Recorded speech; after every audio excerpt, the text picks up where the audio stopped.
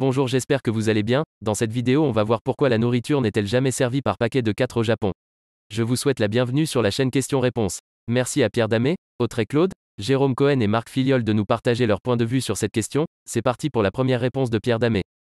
C'est parce qu'au Japon, une famille de 4 personnes, composée d'un couple et de 2 enfants, était considérée comme la norme.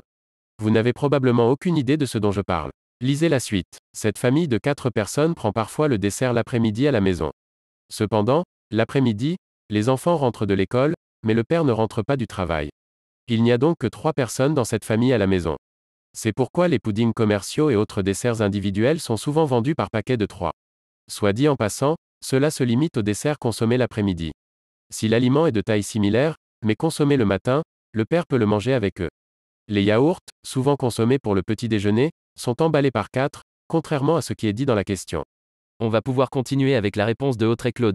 Tout simplement car le numéro 4 se prononce chi, qui signifie mort, même chose en chinois.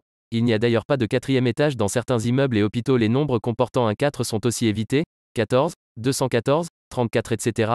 D'ailleurs, il n'y a pas de chambre 43 dans les maternités car cela signifie littéralement fausse couche. Lorsque on donne des cadeaux, on évitera d'en donner 4 même si c'est moins populaire que le numéro 4. Le numéro 9 porte aussi malheur car il se prononce ku, qui signifie souffrir. En japonais, ils sont fous, c'est nippon. Il ne faut jamais écrire le nom d'une personne en rouge car les noms sur les tombes sont en rouge. Il ne faut pas dormir la tête au nord sinon votre vie sera courte.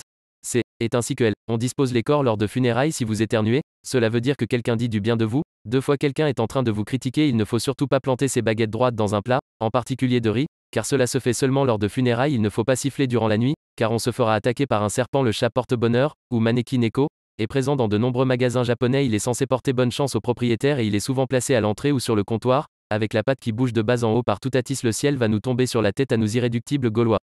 On va pouvoir continuer avec la réponse de Jérôme Cohen. Les restaurants japonais ne sont pas comme les restaurants occidentaux. Vous devez attirer l'attention du personnel du restaurant. Il suffit de lever la main en l'air et de leur faire signe. Si vous vous sentez courageux, dites sumimasen, ce qui signifie excusez-moi ou désolé.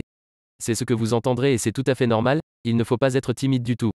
Montrez le menu du doigt, mais sinon, dites koroku dazai, ce qui signifie ceci s'il vous plaît.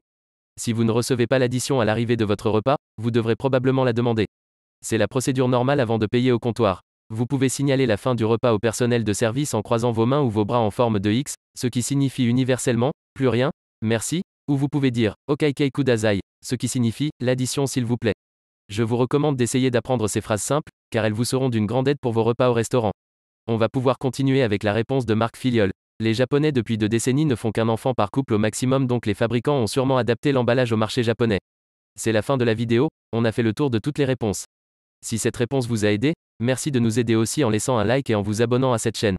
Ça nous permet d'avancer sur YouTube.